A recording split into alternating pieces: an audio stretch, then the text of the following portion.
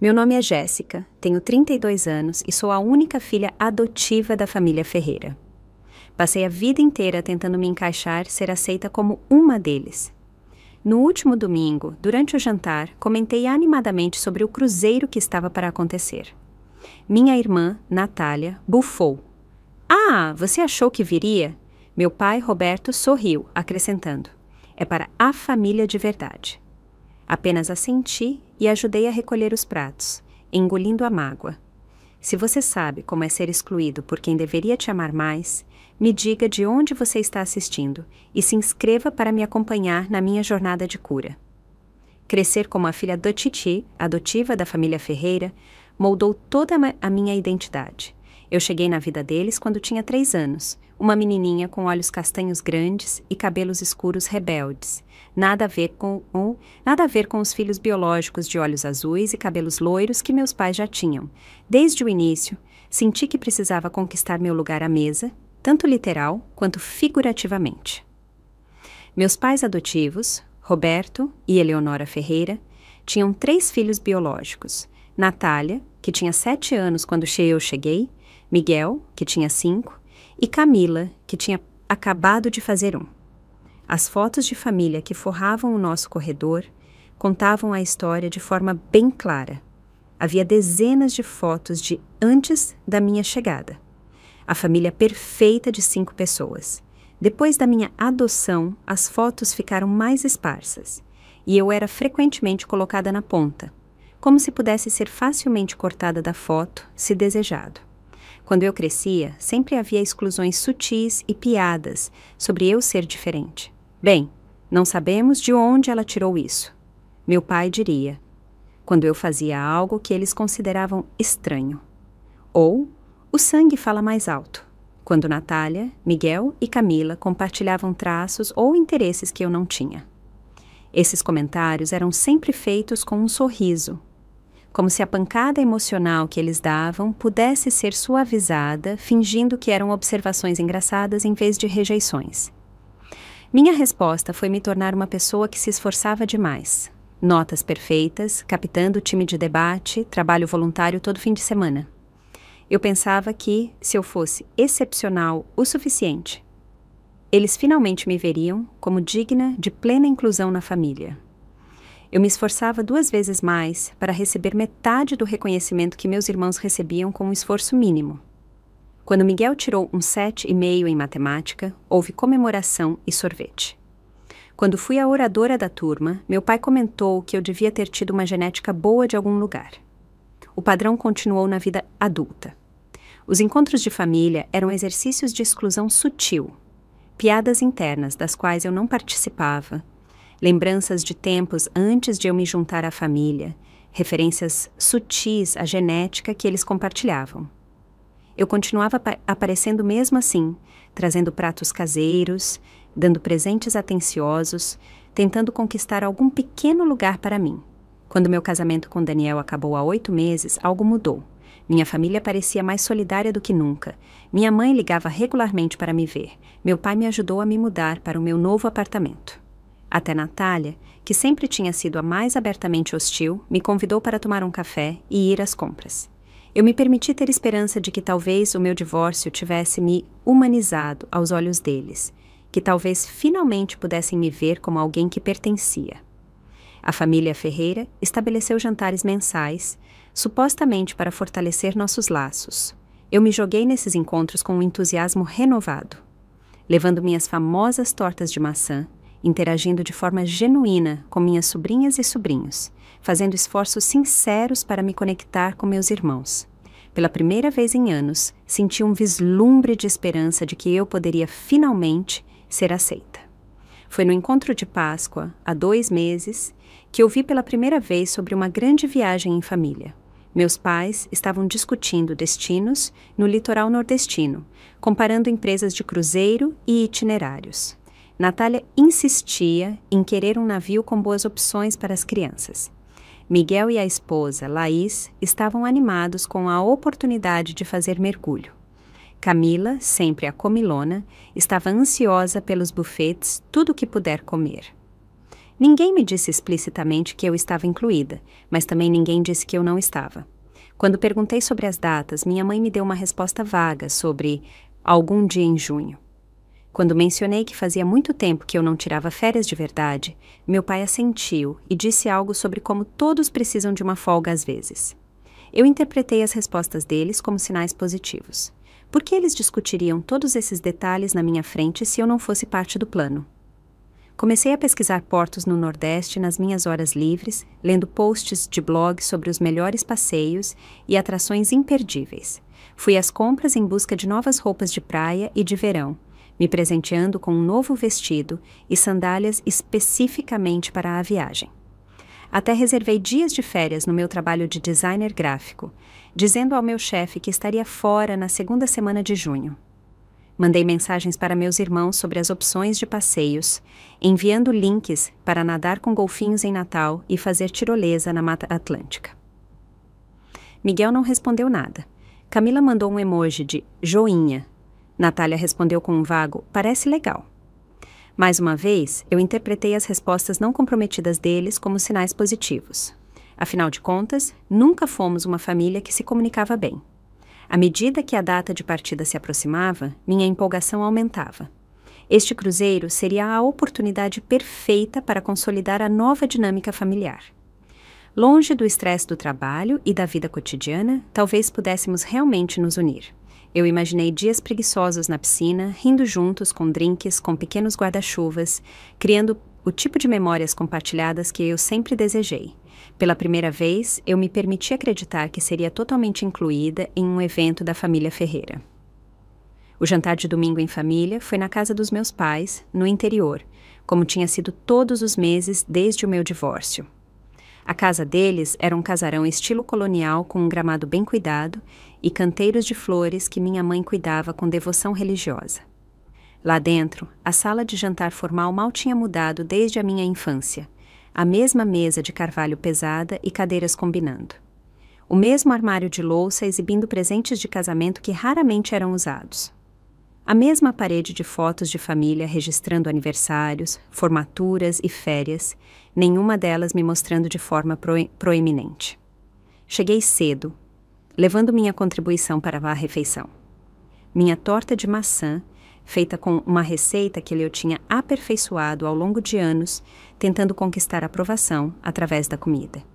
A casa cheirava a frango assado e alho, a marca registrada do jantar de domingo da minha mãe. Na cozinha, Eleonora estava se preocupando com os acompanhamentos, enquanto meu pai assistia a um jogo de futebol na sala adjacente. Precisa de ajuda, mãe? Ofereci, colocando minha torta no balcão. Não, está tudo sob controle, ela disse, mal olhando para as batatas que estava amassando. Mas obrigada por trazer a sobremesa. Às 6 horas, todos haviam chegado. Natália e o marido, Tiago, com os 3 filhos, Miguel e Laís com os gêmeos. Camila, sempre solteira e orgulhosa disso. O nível de barulho aumentou enquanto as crianças se perseguiam pela casa. Meu pai gritava com a televisão e meus irmãos colocavam a conversa em dia. Quando finalmente nos sentamos para comer, a conversa inevitavelmente virou para o próximo cruzeiro. Faltava apenas uma semana e a empolgação era palpável. Finalmente comprei aqueles estojos à prova d'água para nossos celulares. Miguel anunciou, passando a tigela de purê de batata para Laís. Agora podemos tirar fotos debaixo d'água quando formos mergulhar. Mãe, você colocou meu maiô do Nemo na mala? Perguntou a filha de 6 anos de Natália, Sofia. Sim, querida, já está na sua mala, Natália respondeu, cortando o frango em pedacinhos. Eu imprimi todos os nossos cartões de embarque ontem à noite. Meu pai anunciou orgulhosamente. Está tudo pronto para irmos. Eu até pedi o transporte para o aeroporto. Eu sorri, sentindo um brilho quente de antecipação. Depois de todos esses anos me sentindo uma forasteira, eu finalmente faria parte de uma viagem de família de verdade. Eu tinha sido tão cuidadosa para não fazer perguntas diretas demais, com medo de que de alguma forma eu estragasse a minha inclusão. Mas agora, com a viagem há apenas alguns dias e todos os preparativos sendo discutidos tão abertamente, eu me senti segura o suficiente para me juntar à conversa. Estou muito animada com o cruzeiro, eu disse, sorrindo para a mesa. Eu estava lendo sobre a parada em Salvador. As praias são incríveis pelo que parece. O silêncio que se instalou foi repentino e completo. Garfos pararam no meio do caminho para a boca. O rosto da minha mãe congelou em uma expressão de desânimo. Meu pai e Miguel trocaram olhares.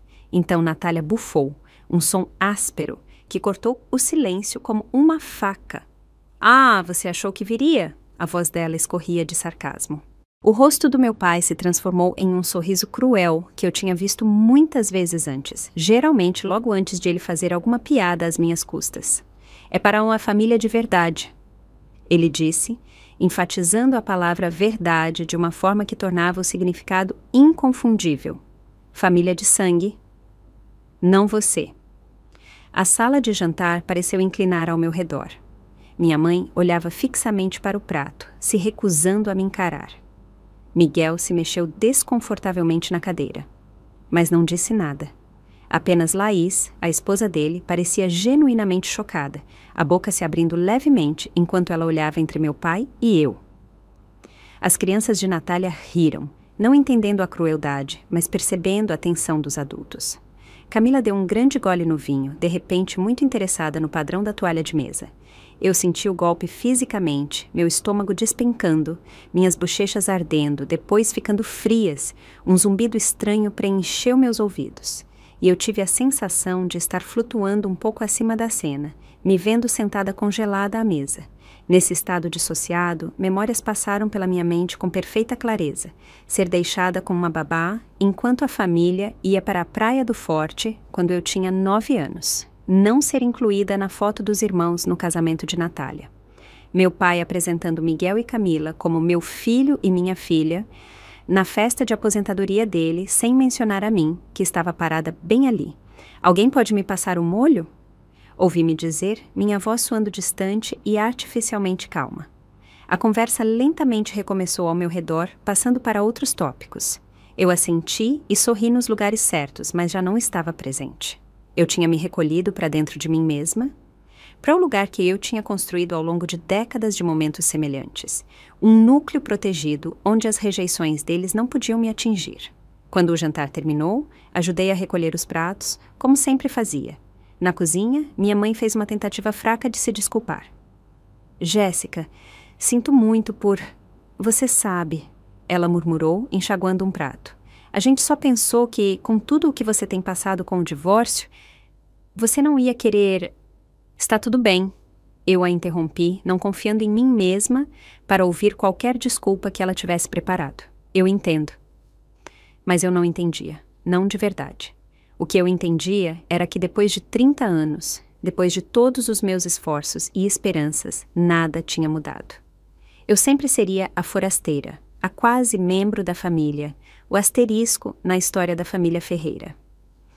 Natália não fez nenhuma tentativa de se desculpar. Em vez disso, ela continuou a fazer comentários sarcásticos enquanto arrumávamos. Nós teríamos te convidado, ela disse, sem parecer arrependida. Mas os quartos só acomodam 4 pessoas e a gente precisava do espaço para as crianças. Eu sabia que isso era uma mentira. O site da empresa de cruzeiro, que eu tinha estudado exaustivamente, oferecia muitas configurações de cabine. Meu pai permaneceu alheio ao mal que tinha causado, ou talvez ele simplesmente não se importasse. Ele entrou na cozinha para pegar outra cerveja, batendo no meu ombro enquanto passava. Na próxima, garota, ele disse, como se estivesse prometendo me levar ao cinema, sem reconhecer que ele tinha acabado de me excluir publicamente de uma viagem de família.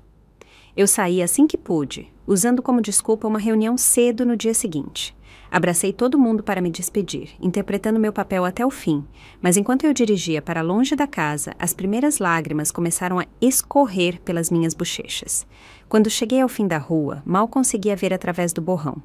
Tive que encostar em um trecho vazio da estrada, minhas mãos tremendo demais para dirigir com segurança. Ali, sozinha no meu carro com apenas o som do trânsito distante como companhia, eu soltei um grito que estava se acumulando há 30 anos. Um som primal, e gutural de raiva, mágoa e traição que deixou minha garganta arranhada e meu corpo tremendo.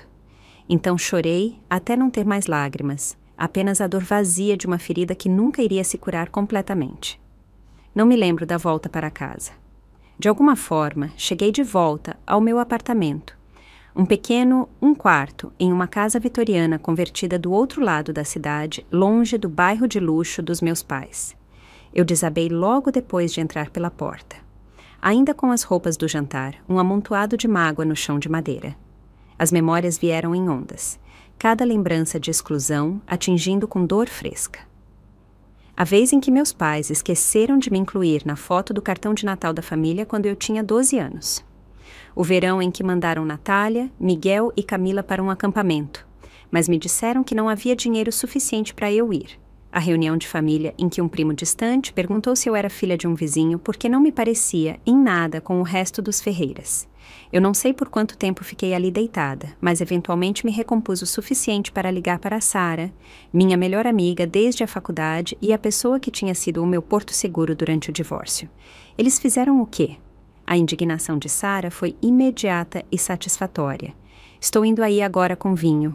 20 minutos depois, ela estava na minha porta com não uma, mas 2 garrafas de vinho tinto e uma energia protetora e feroz que me fez sentir menos sozinha. Ela me ouviu enquanto eu contava a história toda, a expressão dela ficando mais sombria a cada detalhe. Isso não é certo, Jess. Ela disse firmemente quando terminei. Isso é abuso emocional. Você sabe disso, né? Eu dei de ombros, ainda relutante em rotular o comportamento da minha família de forma tão dura. Eles sempre foram assim. Eu já devia ter me acostumado. Não, Sara insistiu, enchendo meu copo novamente. Você não deveria ter que se acostumar a ser tratada como se não importasse. Você é filha deles, pelo amor de Deus. Nos mudamos para o meu pequeno sofá da sala e Sara insistiu que analisássemos o padrão de forma objetiva. Ela pegou um bloco de notas e me fez listar todos os eventos só de família dos quais eu tinha sido excluída ao longo dos anos. A lista cresceu mais do que eu tinha imaginado. Férias, comemorações, até mesmo encontros regulares que eles de alguma forma esqueciam de me avisar. Olha para isso, Sara disse, batendo na lista com a caneta. Isso não é acidental, isso é sistemático. Eu tive que admitir que ela estava certa. E enquanto conversávamos, comecei a ver outro padrão. Como Natália sempre tinha sido a líder, com meus pais, principalmente meu pai, seguindo o exemplo dela. Miguel e Camila eram participantes mais passivos, raramente iniciando a exclusão, mas raramente me defendendo também. E qual a sua parte nisso? Sara perguntou gentilmente. Minha parte? Querida, você continua aceitando esse tratamento. Você continua aparecendo com suas tortas de maçã perfeitas e seu coração esperançoso, permitindo que eles te machuquem de novo e de novo. As palavras dela me feriram, mas eu sabia que ela estava certa. Eu tinha passado minha vida sendo o capacho da família, tão desesperada por migalhas de afeto que eu continuava voltando para mais abuso. Conforme o vinho soltava a nossa língua e a hora ficava mais tarde, minha tristeza começou a se transformar em outra coisa. Raiva. Raiva branca, quente, justa, que tinha sido reprimida por décadas. Me deixa ver aquelas mensagens deles de novo, Sara disse. Eu peguei meu celular e nós passamos pelos meses de mensagens com novos olhos. As respostas vagas para minhas perguntas diretas sobre o cruzeiro, o grupo de conversa do qual eu tinha sido acidentalmente incluída, onde eles discutiam passeios em terra sem reconhecer meus comentários, a forma como a conversa morria misteriosamente sempre que eu me juntava. Espera, Sara disse de repente, pegando meu celular. O e-mail do seu pai ainda está logado no seu navegador. Era verdade. Roberto tinha usado meu notebook para fazer algumas compras online quando ele estava me ajudando a me mudar depois do divórcio. Ele tinha acessado o e-mail dele e aparentemente nunca saiu. Eu não deveria... Hesitei, meu dedo pairando sobre a tela. Só olha. Sara me incentivou. Se não houver nada lá, não há mal nenhum. Eu cliquei no e-mail dele e encontrei uma pasta chamada Cruzeiro 2025. Dentro dela estavam todas as confirmações de reserva, 7 passagens aéreas, 3 cabines no Symphony of the Seas, da Royal Caribbean, reservas para passeios em terra, até mesmo o transporte de e para o aeroporto. Nossa, Sara sussurrou. Você tem acesso a tudo. E eu tinha cada número de confirmação, cada detalhe do itinerário, cada recibo de pagamento. Meu pai tinha salvado todas as senhas dele no meu navegador também, o que significava que eu podia fazer login no site da companhia aérea, no portal do cruzeiro, em tudo. Você poderia cancelar tudo, Sarah disse, não de brincadeira. O pensamento me deu um arrepio de medo e satisfação. Eu poderia? Eu faria? Eu deveria? Eu nunca faria isso, eu disse, mas eu não fechei o navegador. Por que não? Sarah me desafiou. Eles te machucam a vida inteira. Talvez seja a hora deles sentirem uma fração da dor que eles te causaram. Eu fiquei em silêncio, considerando as implicações morais. Parecia algo enorme. Isso seria causar dano ativamente, não apenas me defender. Isso seria vingança. Eu preciso pensar sobre isso, eu disse finalmente. Sarah te assentiu compreensiva. O que você decidir, eu estou com você. Mas, Jéssica, em algum momento, você tem que parar de ser a pessoa melhor. Eles contam com isso. Eles sabem que você vai aceitar o que eles te derem, porque você sempre aceitou. Depois que Sarah foi embora, eu me sentei sozinha no meu apartamento escuro, olhando para o e-mail do meu pai. Eu estava prestes a fechar o navegador e tentar seguir com a minha vida quando percebi outra pasta chamada Coisas de Família. A curiosidade me venceu e eu cliquei. Dentro havia uma troca de e-mails entre meu pai, Natália e Miguel com o assunto Logística do Cruzeiro, Jéssica não incluída para mim. Eu cliquei para abrir e senti meu sangue gelar. Pai, por favor, certifique-se de que a Jéssica não descubra a data real da partida, Natália tinha escrito. Ela pode aparecer no aeroporto e tentar nos fazer sentir culpados para levarmos ela. Meu pai tinha respondido, não se preocupe. Ela acredita que estamos saindo no dia 15, não no dia 12. Quando ela descobrir, já estaremos em alto mar. E então, o que mais me machucou de tudo, Miguel? O irmão, que eu pensava ser apenas um participante passivo, tinha escrito. Lembram quando ela estragou a festa de formatura da Camila aparecendo cedo para ajudar? Tão estranho ter que fingir que a gente queria ela lá. KKKK. Algo se partiu dentro de mim enquanto eu lia aquelas palavras. Algum último fio tênue de lealdade familiar se partiu. Se eles podiam planejar de forma tão deliberada me enganar, se eles podiam rir das minhas tentativas sinceras de ser incluída, então talvez eles merecessem provar um pouco do próprio remédio. Eu respirei fundo e abri uma nova planilha.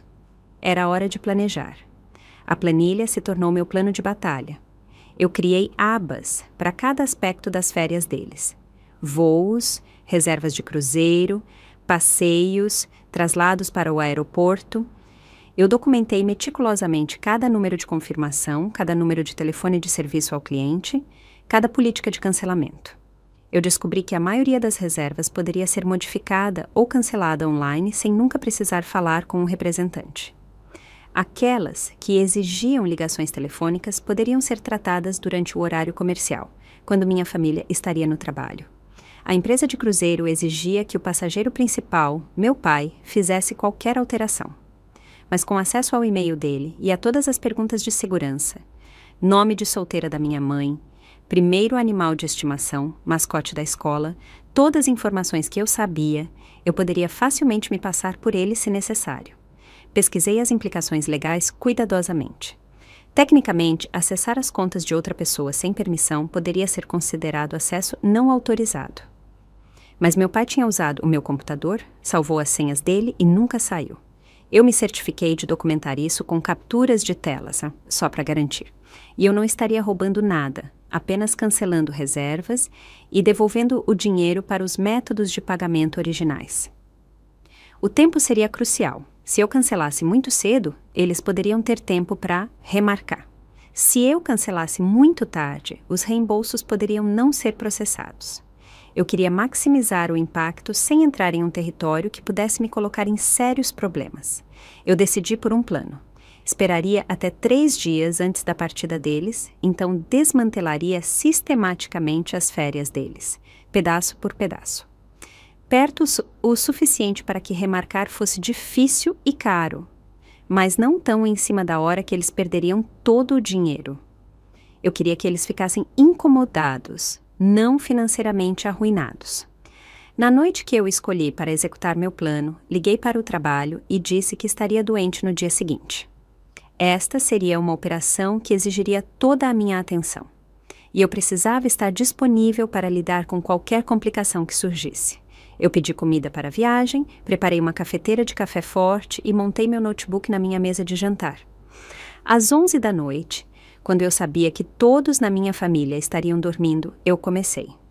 Comecei com os itens menores, os traslados para o aeroporto, as reservas para jantares em restaurantes de especialidade no navio, os aluguéis de cabanas na ilha privada da empresa de cruzeiro.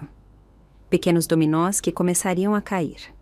Em seguida, vieram os passeios em terra, o nado com golfinhos, a tirolesa, o passeio de catamarã para mergulho. Um por um, eu cancelei todos eles, vendo enquanto os e-mails de confirmação chegavam na caixa de entrada do meu pai, que eu prontamente deletava. Minhas mãos estavam firmes, mas meu coração estava acelerado. A cada cancelamento, eu meio que esperava que um telefone tocasse, que alguém de alguma forma sentisse o que eu estava fazendo. Mas a noite permaneceu em silêncio. Sarah mandou uma mensagem para me ver e eu enviei um simples emoji de joinha de volta. A reserva do cruzeiro foi a próxima.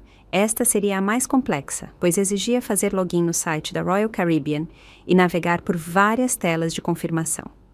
O sistema perguntou se eu tinha certeza, se eu entendia a política de cancelamento, se eu queria falar com um representante para ver se eles podiam resolver qualquer problema que eu pudesse estar tendo. Eu cliquei em todos eles. Quando a confirmação final apareceu, sua reserva de cruzeiro foi cancelada e um reembolso será processado para a sua forma de pagamento original. Eu senti uma onda de emoções tão complexa que eu não conseguia nomeá-la. Parte culpa, parte poder, parte justificação, parte medo. Eu me sentei com o sentimento, deixando-o me invadir em vez de empurrá-lo para longe. Esta era a consequência de 30 anos de ressentimento e mágoa, acumulados, finalmente encontrando uma saída. As passagens aéreas foram as últimas e as mais fáceis de cancelar. Alguns cliques, algumas telas de confirmação e pronto. Às 2 da manhã, cada aspecto das férias da família Ferreira tinha sido sistematicamente desmantelado. Tudo o que restava eram e-mails de confirmação sobre reembolsos que eu deixei na caixa de entrada do meu pai. Deixaria que eles descobrissem para onde o dinheiro deles tinha ido, assim que percebessem que a viagem deles tinha desaparecido. Eu limpei o histórico do meu navegador, deletei qualquer evidência da minha atividade do meu computador e saí de todas as contas. Então tomei um longo banho quente, como se eu pudesse lavar o peso do que eu tinha feito. No dia seguinte eu esperei. Eu tinha tirado o dia de folga do trabalho, supostamente doente, mas na verdade querendo estar totalmente presente para o que estava por vir.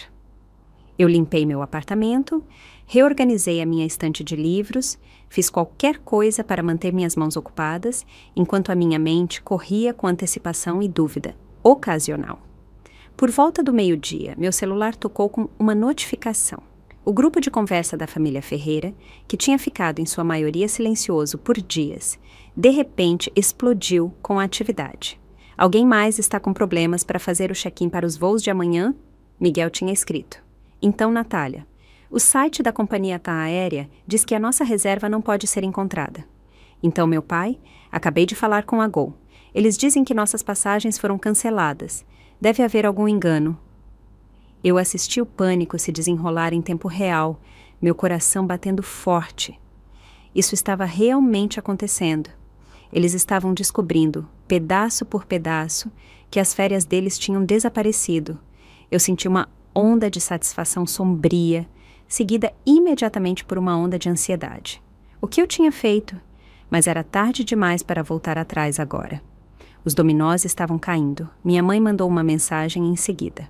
O Roberto acabou de ligar para a Royal Caribbean. Nossa reserva de cruzeiro também sumiu. Tudo. Eles disseram que foi cancelada 3 dias atrás e os reembolsos estão sendo processados. Como isso é possível? O grupo de conversa virou um caos. Acusações, teorias, pânico. A identidade deles tinha sido roubada? Foi um problema no computador? Deveriam chamar a polícia? Ninguém suspeitou de mim. Por que eles suspeitariam? Jéssica, a capacho da família. A pessoa que estava sempre tentando agradar nunca faria algo assim. Até que meu celular tocou, mostrando o nome do meu pai, e eu soube que o momento da verdade tinha chegado. Eu deixei o telefone tocar 3 vezes antes de atender, usando esses segundos para me recompor. Alô? Eu disse, injetando a quantidade certa de curiosidade casual na minha voz. Jéssica? A voz do meu pai estava tensa com uma raiva mal contida. Temos um problema aqui. Oh, o que está acontecendo? Eu perguntei, a imagem da inocência. Alguém cancelou todos os nossos voos e o cruzeiro, tudo. Estamos no aeroporto e eles estão nos dizendo que não temos passagens, sem reservas, nada. Eu podia ouvir o barulho de fundo dos anúncios do aeroporto. O burburinho das pessoas. Eu imaginei minha família parada na área de check-in, as malas empilhadas ao redor deles, a lenta percepção de que eles não iriam a lugar nenhum hoje. Isso é terrível, eu disse, mantendo minha voz firme. Como isso pôde acontecer? Eu não sei, ele explodiu. A companhia aérea diz que os cancelamentos vieram da minha conta. A empresa de cruzeiro diz a mesma coisa. Alguém acessou minhas contas e cancelou tudo. Isso é bizarro, eu disse. Quando isso aconteceu? 3 dias atrás, aparentemente. A gente não soube porque os e-mails de confirmação foram para essa minha pasta de lixo eletrônico ou algo assim. Eu preciso que você nos ajude a resolver isso. Ligue para a administradora do cartão de crédito e veja se eles conseguem rastrear os reembolsos enquanto a gente tenta remarcar. Este foi o momento que eu tinha esperado. O momento de me defender depois de uma vida inteira aceitando as migalhas de afeto que eles ofereciam. Acho que não posso fazer isso, eu disse calmamente. O quê? Por que diabos não? Estamos em crise aqui, Jéssica. Bem, eu disse, alongando a palavra. É uma viagem de família, certo? Para a família de verdade. Eu não gostaria de me intrometer. O silêncio do outro lado da linha foi ensurdecedor. Eu podia praticamente ouvir as engrenagens girando na cabeça do meu pai enquanto ele processava o que eu estava dizendo. O que você fez? Ele finalmente sussurrou, a voz mortalmente quieta. Eu apenas respeitei seus desejos. Eu respondi. Você deixou bem claro que eu não era parte desta viagem de família, então eu me certifiquei de não estar envolvida de forma alguma. Você cancelou nossa viagem. Como você pôde? Como se atreveu? A voz dele aumentou a cada palavra, até ele estar gritando.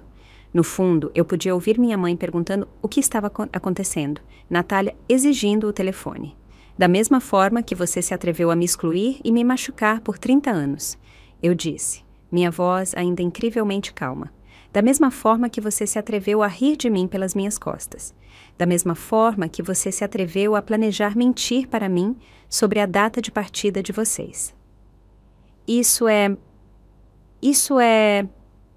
Ele gaguejou. Aquela troca de e-mails foi muito esclarecedora. Eu continuei. Aquele com o assunto Jéssica não incluída. Eu gostei particularmente da anedota de Miguel sobre como era estranho fingir que me queriam na festa de formatura da Camila. Mais silêncio. Você invadiu meu e-mail. Eu vou te processar por isso. Eu vou fazer você ser presa.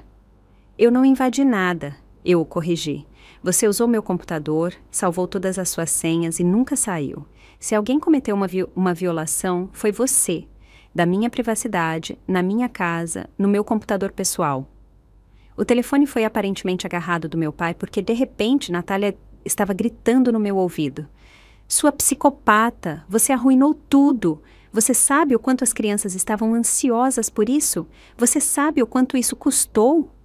Sim, na verdade, eu sei exatamente o quanto custou, eu respondi. E vocês vão receber tudo de volta. Os reembolsos devem chegar no cartão de crédito do pai dentro de 5 a 7 dias úteis. Isso não é sobre o dinheiro, ela guinchou. É sobre você ser uma pessoa vingativa, invejosa e patética. Eu a interrompi. Não, Natália. Isso é sobre 30 anos de exclusão e crueldade. Isso é sobre eu finalmente me defender. Eu desliguei enquanto ela estava no meio da frase, minha mão surpreendentemente firme. Então eu desliguei meu celular completamente, sabendo que ele logo estaria explodindo com ligações e mensagens. 10 minutos depois, meu telefone fixo tocou. O número só Sara e meu trabalho tinham. Atendi com cautela. Jéssica, é a Laís. a esposa do Miguel.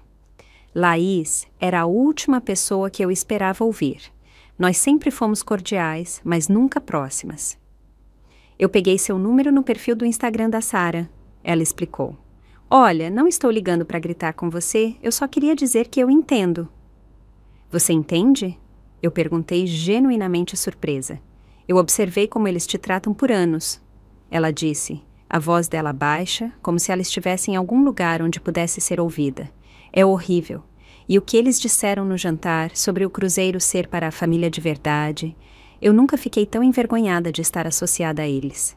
As palavras dela trouxeram lágrimas inesperadas aos meus olhos. Obrigada por dizer isso. Não estou dizendo que o que você fez foi certo, ela continuou. Mas eu entendo. E se serve de alguma coisa, o Miguel não é tão ruim quanto parece naqueles e-mails. Ele acompanha a Natália e o seu pai porque é mais fácil, mas ele se sente culpado por isso. Não culpado o suficiente para me defender, eu apontei. Não, ela reconheceu. E isso é com ele. Enfim, eu tenho que ir. Eles estão tentando descobrir se podem remarcar algo, mas não parece que vai dar certo. Apenas cuide-se, ok? E talvez não atenda à porta por alguns dias. Depois que desligamos, eu me sentei no silêncio do meu apartamento, me sentindo estranhamente calma. A tempestade tinha chegado e eu ainda estava de pé. O que viesse a seguir, eu o enfrentaria nos meus próprios termos. Eu tinha finalmente parado de ser o capacho da família. Nas horas seguintes, eu assisti o grupo de conversa da família explodir. De longe, meu celular principal ainda estava desligado.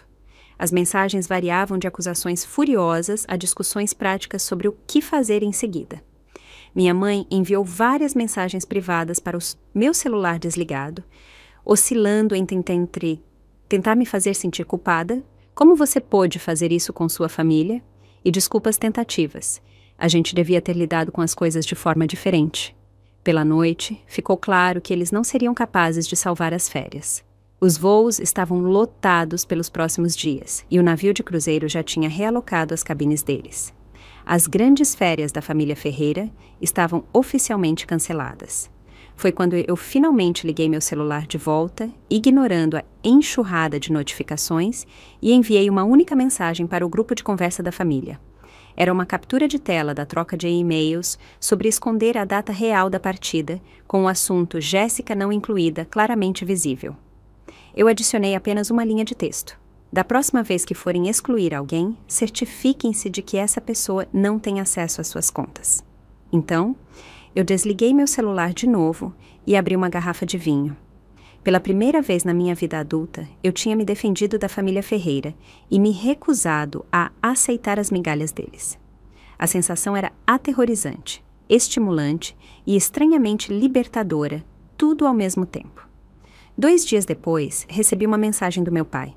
Reunião, nossa casa. Domingo, 14h, esteja lá. Eu mostrei a mensagem para Sara, que imediatamente balançou a cabeça. De jeito nenhum. Isso é uma emboscada esperando para acontecer. Eu tenho que ir, eu disse. Se eu não for, estarei apenas provando a narrativa deles de que sou instável e vingativa. E se você for, eles vão te atacar em bando, te fazer sentir culpada e possivelmente até te ameaçar com ação legal, Sara rebateu. Pelo menos me deixe ir com você. Não, eu disse firmemente. Isso é algo que eu preciso fazer sozinha, mas eu vou me preparar. E eu me preparei. Marquei uma sessão de emergência com a minha terapeuta, doutora Ribeiro, que tinha me ajudado a superar o meu divórcio. Passamos 1 hora discutindo estratégias para manter limites e não ser puxada de volta para a dinâmica familiar. Lembre-se, a doutora Ribeiro disse, você não pode controlar como eles reagem. Você só pode controlar suas próprias respostas. Mantenha a calma, fale a sua verdade e esteja preparada para ir embora se as coisas se tornarem tóxicas. Eu também consultei um amigo advogado, que me assegurou que, embora minhas ações fossem eticamente questionáveis, era improvável que resultassem em uma ação legal bem-sucedida, especialmente considerando que meu pai tinha usado meu computador e permanecido logado nas contas dele. No domingo, eu me sentia o mais pronta que eu poderia estar. Me vesti cuidadosamente em um simples vestido azul que me fazia sentir confiante. Dirigi até a casa dos meus pais e estacionei na rua em vez da garagem. Um pequeno ato de independência e uma rota de fuga rápida, se necessário. A tensão era palpável no momento em que eu entrei pela porta. Meus pais, Natália, Miguel e Camila, já estavam sentados na sala de estar, uma frente unida. Apenas Laís ofereceu um pequeno sorriso encorajador do seu lugar ao lado de Miguel. Antes que qualquer pessoa pudesse falar, eu tomei a iniciativa. Eu quero dizer uma coisa antes de começarmos. Eu disse, permanecendo em pé enquanto eles se sentavam. Eu sei por que estamos aqui. Eu sei que todos vocês estão com raiva, mas antes de vocês começarem a me dizer o quão terrível eu sou, eu vou dizer por que eu fiz o que eu fiz. Isso vai ser bom, Natália murmurou, mas meu pai a silenciou com um olhar. Tudo bem, ele disse. Diga o que você tem a dizer. Eu respirei fundo e comecei a listar os anos de exclusão, as constantes lembranças de que eu era diferente, as formas sutis e não tão sutis de como eles me fizeram sentir como uma forasteira. Eu falei calmamente, citando exemplos específicos. A viagem para a Praia do Forte, quando eu tinha 9 anos, os acampamentos de verão, as fotos de família, as festas de formatura, as férias. Por 30 anos, eu disse, eu tentei conquistar meu lugar nesta família. Eu levei comida para cada encontro, dei presentes atenciosos, ouvi os problemas de vocês, celebrei os sucessos de vocês e pedi quase nada em troca, a não ser incluída. E por 30 anos vocês deixaram claro que eu não sou realmente uma ferreira. Isso não é verdade? Minha mãe interveio, lágrimas já se formando. Sempre te amamos. Amor não é apenas um sentimento, mãe, eu respondi. É ação. E as ações de vocês consistentemente mostraram que eu sou menos que Natália, Miguel e Camila, que eu não pertenço. Então você arruinou nossas férias porque está com inveja? Natália retrucou. Isso é muito maduro. Não, eu disse, me virando para ela. Eu cancelei as férias de vocês porque quando eu expressei animação sobre ir, você me humilhou publicamente. Você disse... Ah, você achou que viria com aquele desprezo que você aperfeiçoou ao longo dos anos. E o pai te defendeu, esclarecendo que era para a família de verdade. Foi só uma piada, meu pai protestou. Mas a voz dele não tinha convicção. Não, não foi. Laís disse de repente, surpreendendo a todos. Foi cruel e todos vocês sabem disso. Natália se virou para Laís. Fique fora disso, você nem é uma parente de sangue. Nem a Jéssica, Laís rebateu. Mas ela tem sido parte desta família por mais tempo do que eu. E eu observei todos vocês, exceto talvez o Miguel às vezes, a tratarem como uma convidada indesejada por anos. A sala se tornou um caos. Natália gritando com Laís, minha mãe chorando ainda mais, meu pai tentando recuperar o controle da situação. Camila, que tinha ficado em silêncio até agora, finalmente falou. Podemos todos nos acalmar? Ela implorou. Jéssica, o que você fez foi errado. Você sabe disso, certo? Sim, eu reconheci. Foi errado, foi vingativo e mesquinho e provavelmente ilegal, tecnicamente falando. Mas também foi a primeira vez na minha vida que eu me defendi com esta família. E, sinceramente, foi a única maneira de fazer todos vocês realmente me verem. Te ver? Meu pai repetiu incrédulo. Nós não fizemos nada além de tentar te incluir desde que você tinha 3 anos. Isso não é verdade, Roberto. Minha mãe disse calmamente, surpreendendo a todos. Nós não nos esforçamos o suficiente, nem de perto o suficiente. Meu pai a olhou com descrença. Eleonora, do que você está falando? Estou falando do fato de que quando nós adotamos a Jéssica, você nunca a aceitou totalmente. Minha mãe disse, décadas de verdades não ditas finalmente emergindo. Você concordou porque eu queria outro filho e não podia ter um biológico depois da Camila, mas o seu coração nunca esteve nisso, e as crianças seguiram o seu exemplo, especialmente a Natália. A sala ficou em silêncio. Isso não era o que ninguém esperava, muito menos eu. Isso é ridículo, meu pai bufou. Mas havia um brilho de algo nos olhos dele. Culpa, talvez, ou o desconforto de ser visto de forma muito clara. É? Minha mãe o desafiou. Você se lembra de como se recusou a tirar folga do trabalho quando a trouxemos para casa? Como você só a chamava de a garota naqueles primeiros meses? Como você procurava por toda oportunidade para apontar como ela era diferente dos nossos filhos biológicos calmos? Natália se mexeu desconfortavelmente. Eu não sabia disso, ela disse olhando para mim. Você tinha 7 anos, minha mãe respondeu. Você absorveu as atitudes do seu pai. É isso que as crianças fazem. Não me culpe pelo que eles se tornaram, meu pai disse com raiva. Eu não estou te culpando pelo que eles se tornaram, minha mãe disse. Estou culpando você e a mim mesma por como tratamos a Jéssica. E estou dizendo que é hora de a gente reconhecer isso. A conversa mudou então, do meu erro em cancelar o cruzeiro para as questões mais profundas na nossa dinâmica familiar. Miguel admitiu que sempre se sentiu desconfortável com a forma como eu era tratada, mas que tinha sido muito covarde para dizer alguma coisa. Camila confessou que muitas vezes tinha sido deliberadamente desatenta porque era mais fácil do que confrontar a injustiça. Apenas Natália permaneceu em grande parte não arrependida. Ainda acho que o que você fez foi imperdoável, ela me disse. E eu não vou fingir o contrário só porque todo mundo está tendo um tipo de momento de união. Eu não estou pedindo perdão, eu respondi. Estou pedindo reconhecimento e mudança. A conversa continuou por horas, às vezes acalorada, às vezes chorosa, ocasionalmente, até mesmo produtiva. Antigos ressentimentos vieram à tona, não apenas os meus, mas os de outros também. A imagem que surgiu foi de uma família construída sobre bases instáveis, com dinâmicas pouco saudáveis que tinham afetado a todos, não apenas a mim. Conforme a tarde avançava, eu me senti emocionalmente exausta, mas estranhamente fortalecida. Pela primeira vez, eu não estava tentando me fazer menor para caber na família Ferreira.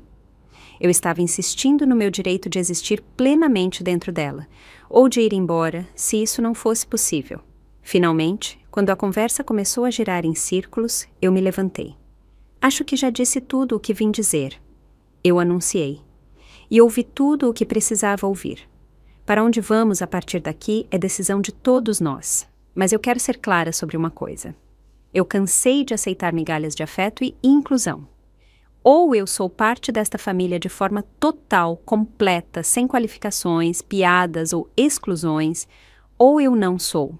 E se eu não for, tudo bem, porque eu percebi que posso fazer a minha própria família com pessoas que me valorizam. Eu peguei na minha bolsa e retirei 2 itens que eu tinha levado comigo. Um pequeno medalhão de prata que minha mãe tinha me dado no meu aniversário de 16 anos e o livro de receitas da família Ferreira, que tinha sido passado por gerações, mas nunca tinha sido oficialmente me dado. Eu os coloquei cuidadosamente na mesinha de centro. Essas coisas sempre significaram muito para mim, eu disse, mas eu não posso continuar me apegando a símbolos de pertencimento a uma família que não me quer. Então estou deixando-os aqui até a gente descobrir o que somos um para o outro. Jéssica! Minha mãe começou, estendendo a mão para a minha, mas eu me afastei. Eu preciso de tempo, eu disse.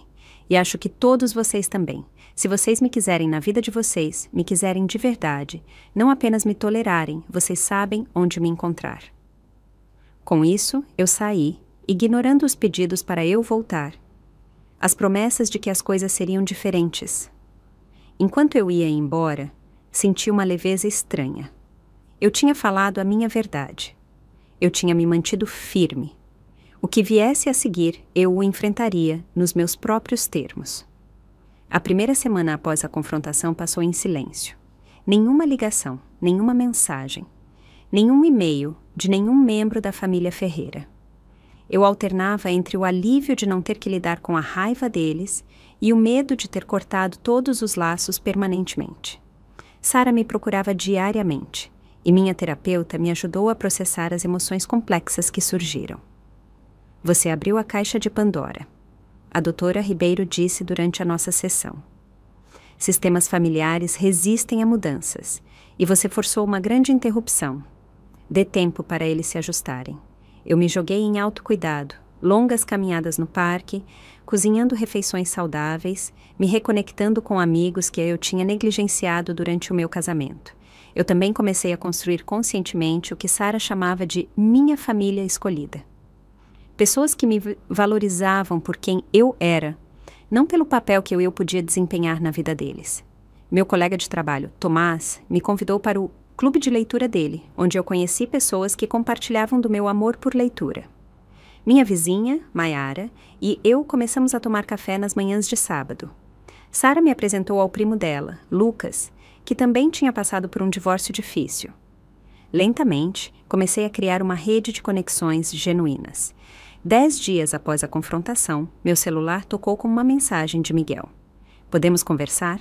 Só nós dois. Nos encontramos em um local neutro, uma cafeteria no centro da cidade que nenhum de nós frequentava regularmente. Ele parecia cansado, com olheiras escuras e uma energia nervosa enquanto mexia na xícara dele. Eu te devo um pedido de desculpas. Ele começou sem rodeios. Não só pela história do cruzeiro, mas por anos de ficar parado enquanto você era tratada como uma pessoa inferior. Eu sabia que era errado e não fiz nada. Por quê? Eu perguntei simplesmente. Ele suspirou. O caminho de menor resistência, eu acho. Era mais fácil concordar com o pai e a Natália do que desafiá-los. E aí se tornou um hábito. Ele olhou para mim. Mas isso é uma explicação, não uma desculpa. Eu fui um covarde, e você merecia coisa melhor de mim.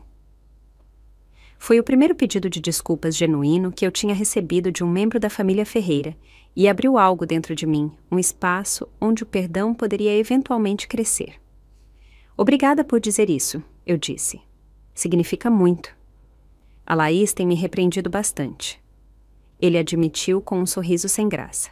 Ela diz que tem segurado a língua sobre como você é tratada por anos e que ela cansou de ficar em silêncio.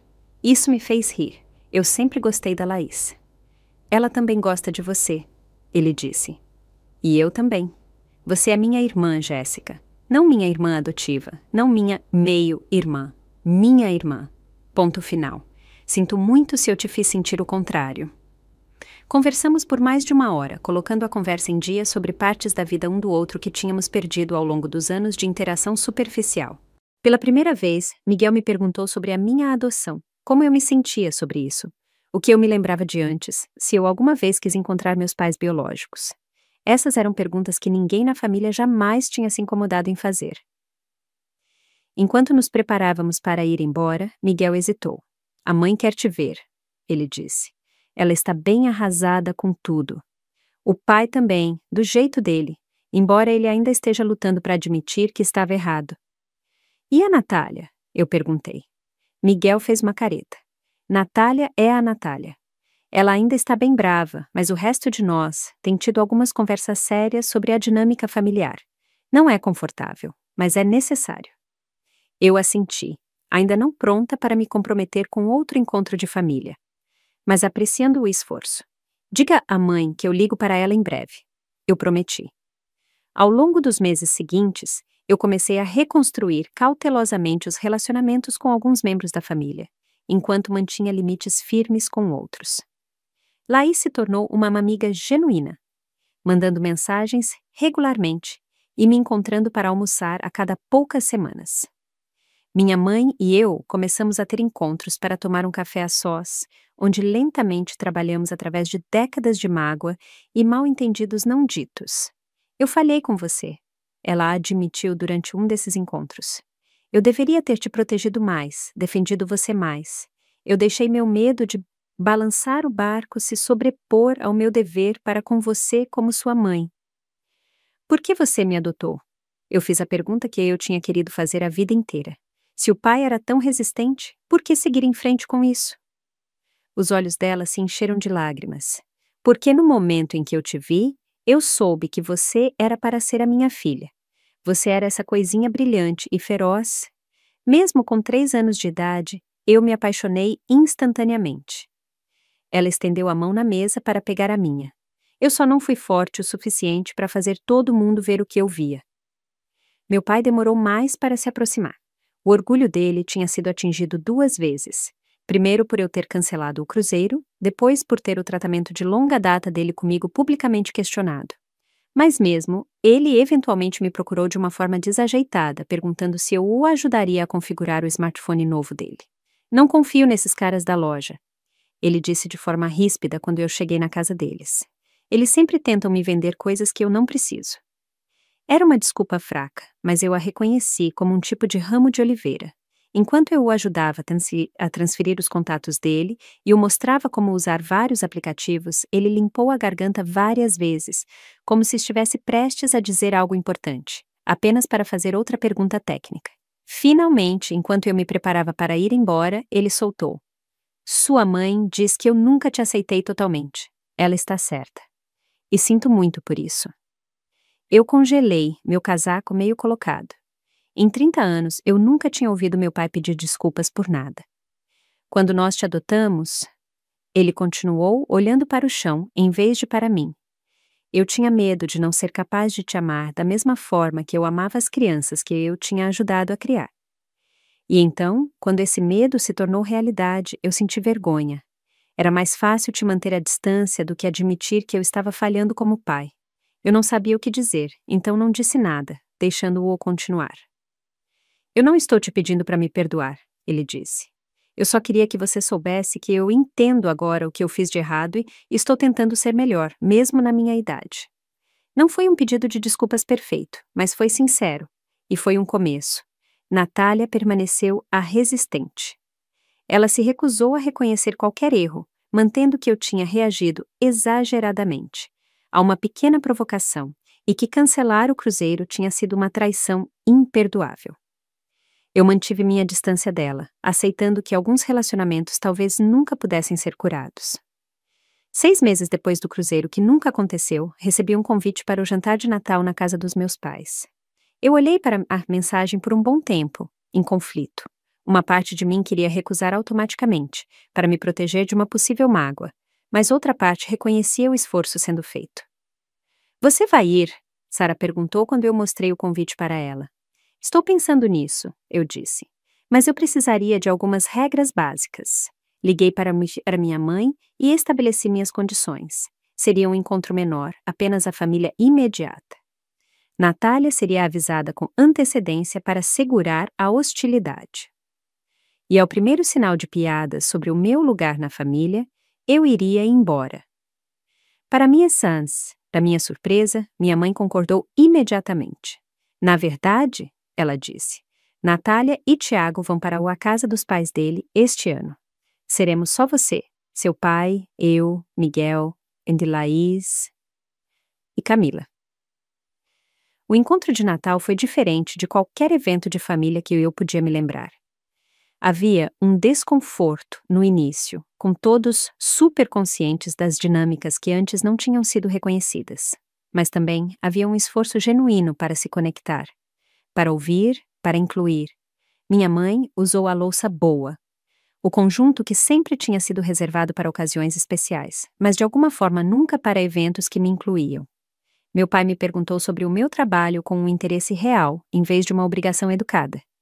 Camila me mostrou fotos da recente viagem dela para a Argentina, sem um único comentário sobre como eu não entenderia ou apreciaria a experiência.